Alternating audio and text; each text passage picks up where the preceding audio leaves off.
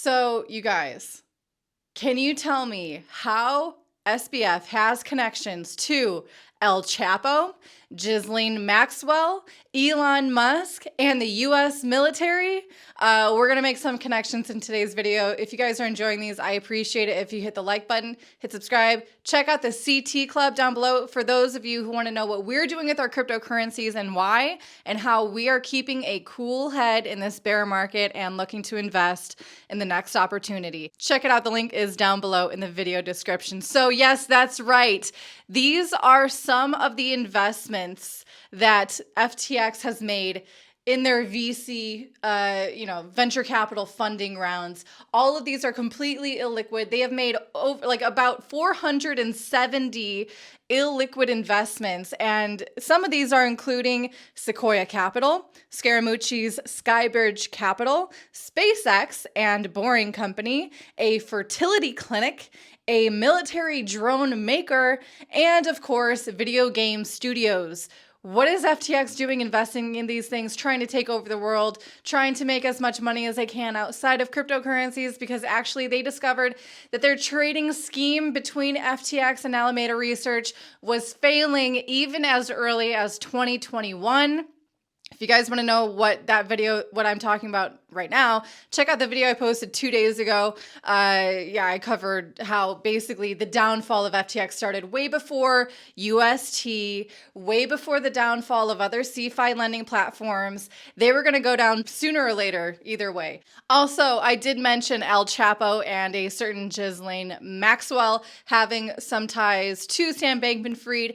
That's right. He has now hired his attorney, is the same Mark Cohen that has represented Ghislaine and El Chapo. So to say he's in like company, I'd say he fits right in with those two characters as well. Moving on now, we have on Friday the announcement that Tom Brady and his wife, or I mean now ex-wife, Gisele, have now divorced. I don't know if they just started the divorce proceedings on Friday or that it's been finalized as of Friday.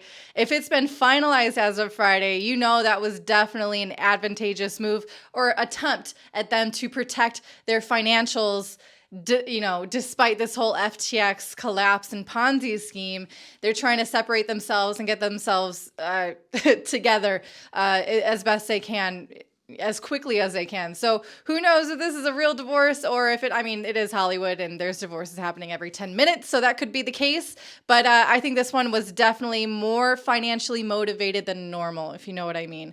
Also, now there's people calling out a certain crypto YouTuber, and honestly, I don't even want to speak the name because I don't want to use this platform and my reputation to promote and say the name of people that might drive people to his YouTube channel and just kind of get sucked into his BS.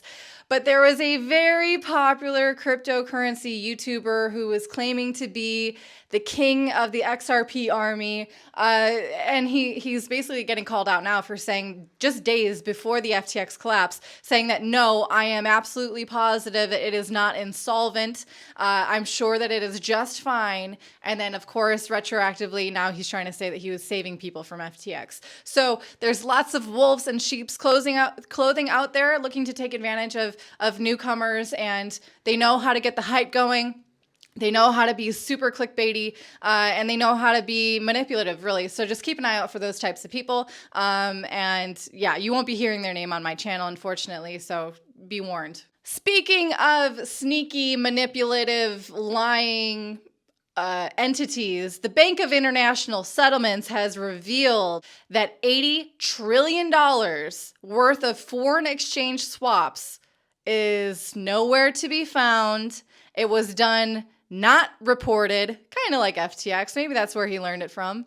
$80 trillion is nowhere to be found and unaccounted for in terms of U.S. debt. So you got to add that number onto the number of accumulation of U.S. debt. Got to add another 80 trillion there. But don't you know that they can get away with not reporting $80 trillion, but now you are required as a U.S. citizen to report getting paid or making payments to the amount of $600 if you're using Venmo, PayPal, or pay services like this. You need to report $600 if that's what you're dealing with. But they can get away with 80 trillion.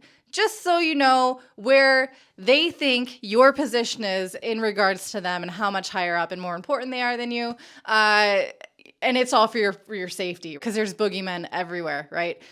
So anyway, Toby and I are heading over to day 2 of the Ledger Open Conference.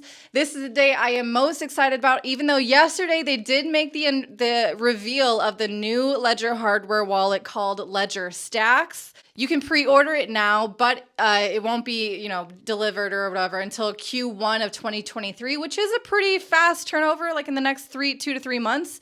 So look out for that. I have not had one yet, so I cannot. I have some initial thoughts about its touchscreen capabilities, its Bluetooth capabilities. So that's what I'm looking forward to learning about today. Maybe they can explain away some of these security attack vectors that I'm seeing. But I'll be keeping you guys posted of what we learned today. If you guys want to learn more about Ledger hardware wallets, as it has never been hacked before, there's a link to it down below in the video description as well. So I encourage you to check that out. Anywho, we're going to head over there now, so we don't want to be late. We're going to wrap it up here. Thank you, everyone, for tuning in. Hit like and subscribe if you don't mind. I'll see you tomorrow.